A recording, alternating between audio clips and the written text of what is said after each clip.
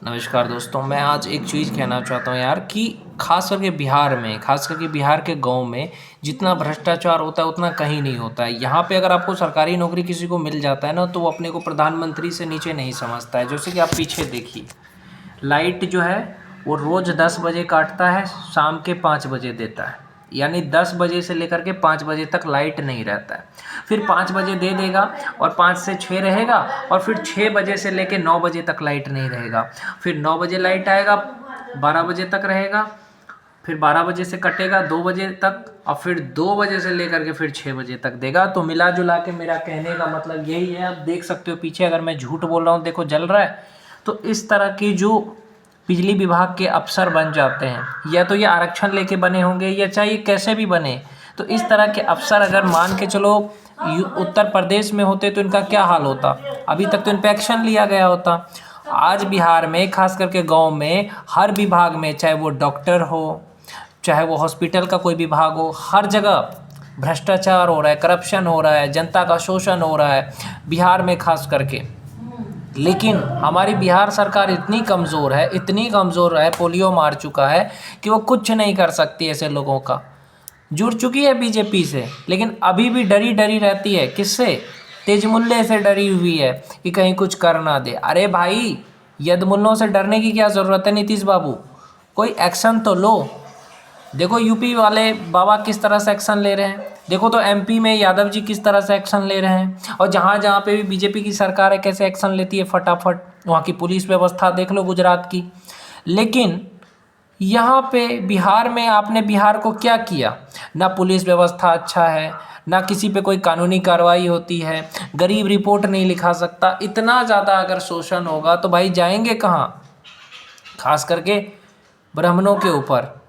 आज एक सप्पाई सांप लोटन निषाद आए दिन हिंदू देवी देवताओं को गाली देता है, हिंदुओं को गालियां दे रहा है, हिंदू के पर्व त्योहार को गालियां दे रहा है, कुंभ मेला पे गलत अनाप शनाप लिख रहा है। ऐसे ही सपा या किसी भी कांग्रेस पार्टी में जो भी कोई दलित बन जाता है नेता, तो सिर्फ पार्टी का ही विरोध नहीं करता, हिंदू आस्था का भी विरोध करता है। आप देख सकते हो जैसे कि अखिलेश यादव को देख लो, सपा का नेता है अखिलेश यादव। तो इसके यदमुल्ले और ये क्या करते हैं कि अगर कुंभ मेला हुआ तो उस पर सवाल करेंगे, ये इस तरह से टारगेट करेंगे हिंदू धर्म को, और जब चुनाव आएगा तो फिर इनको हिंदू हिंदू याद आ जाता है। इसी तरीके से जो दलितों के नाम पे, गरीब दलितों के नाम पे आरक्षण ले ले करके खुद बड़े आदमी बन गए, लेकिन उनको मिला क्या? गरीब दलितों को नहीं कुछ मिला, मिला सिर्फ इन मुल्लों को, तेज मुल्लों को मिला है, यद मुल्लों को मिला है, और भिमटों को मिला है। भाई ये बड़े बड़े लोग तो अमीर बन गए, लेकिन आज भी दलित अगर ठंडा में सो रहा है तो उसको एक कम्बल भी ये दे देना तो मैं मान जाऊँ। इन लोगों को एक कम्बल तक नहीं दे सकते। अगर मैं सच कहूँ ना, तो आज जितना जुल्म हिंदू समाज पे हो रहा है उतना शायद किसी पे होता हो। कभी सुना है कि कुरान जलाया? कभी सुना है कि बाइबल जला दिया? नहीं। लेकिन मनुस्मृति जलाएंगे क्या? कुरान में सब कुछ अच्छा लिखा हुआ है। जहाँ पे औरत को एक काले कपड़े में रहने के लिए कहा जाता है, वो तो अच्छी बात है क्या? ये बाइबल में भी बहुत सारी चीज़ें गलत लिखी हुई है, उसको आप जलाओ ना। उसका क्यों नहीं विरोध करते? सिर्फ हिंदुओं का ही विरोध क्यों? मनुस्मृति का ही विरोध क्यों? क्योंकि इनको पता है वो इनके अब्बा है, इन भीमटों के। और दूसरी बात, इनको जो पोषण करती है वो सपा करती है, कांग्रेस पार्टी करती है। कांग्रेस पार्टी जब वोट लेना होता है तो आप देखते होंगे कि मंदिर मंदिर जाता है और फिर वही राम मंदिर जैसी चीज़ों का विरोध करता है। आज केजरीवाल को हिंदू समाज याद आ रहा है, और यही केजरीवाल राम मंदिर के खिलाफ था, मजाक उड़ाता था। आप सोचो कि राजनीति के लिए ये लोग कितना हद तक नीचे गिर सकते हैं। तो मैं बस यही कहना चाहता हूँ, इन्होंने दलितों के दिमाग में सिर्फ नफ़रत फैलाया है, जो बड़े बड़े यूज़र है जो राजनीति चलाते हैं। क्योंकि इनको एक एक ट्वीट का, एक एक पोस्ट करने का फेसबुक पे, इंस्टाग्राम पे, एक्स पे, ट्विटर पे पैसे मिलते हैं, और गरीब दलित को ये कहते हैं कि देखो हम तुम्हें पाखंडवाद से निकालेंगे। मतलब वो पाखंडवाद नहीं, वो सिर्फ नफ़रत फैलाने का एक ज़रिया है। आपने कभी इनको नहीं देखा होगा कि इस्लाम पे ये बोलते हैं। इन लोगों की इतनी हैसियत नहीं है कि इस्लाम पे बोल सके।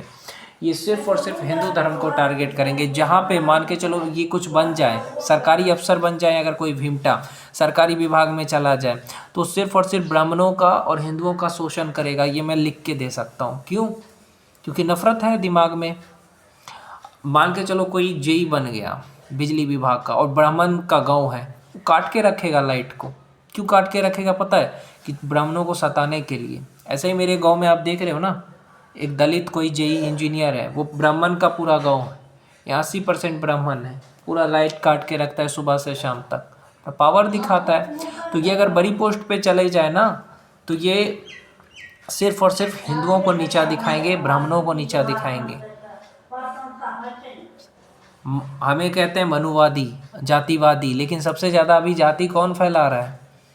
हिंदू तो ऐसा नहीं कहता। हिंदू तो सबको अपना भाई मानता है, सबको अपना हिंदू मानता है। लेकिन तुम अपना राजनीति सेकने के लिए बहुत सारे ऐसे लोग हैं जो, चाहे वो सपा के हो चाहे कांग्रेस के हो, ये लोग इतना ही नहीं, गुंडे और माफिया को भी शरण देने में लगे रहते हैं। बड़े बड़े गुंडों को, अतीक अहमद जैसे गुंडों को शरण दिया था इन लोगों ने, सपा वालों ने। याद रखना। मैं यही कहना चाहूँगा, अगर आप सच्चे हिंदू हो ना, तो बीजेपी पार्टी को इसलिए फॉलो करो क्योंकि वो हिंदू की बात करते, वो कभी भी हिंदू धर्म की मजाक नहीं उड़ाते। अब देखो दूसरे धर्म के पार्टी के लोगों को आपको पता चल जाएगा उनकी सोच क्या है और बीजेपी की सोच क्या है। ये लोग बीजेपी को इसलिए हटाना चाहते हैं ताकि ये चाहते हैं कि हिंदू धर्म ख़त्म हो जाए और देश इन वामपंथियों के हाथ में लग जाए। और आज का हिंदू चुप बैठा हुआ है और हिंदुओं के लिए कानून भी कुछ नहीं कर सकता, याद रखना। नहीं तो बहुत सारी चीज़ें लोग लिखते हैं कानून को, हिंदू के लिए कानून सुनता ही नहीं है, ब्राह्मणों के लिए तो बिल्कुल नहीं सुनता है। तो अभी भी जाग जाओ भाई, नहीं तो शोषण होते रहेगा। जय श्री राम, जय जय श्री राम।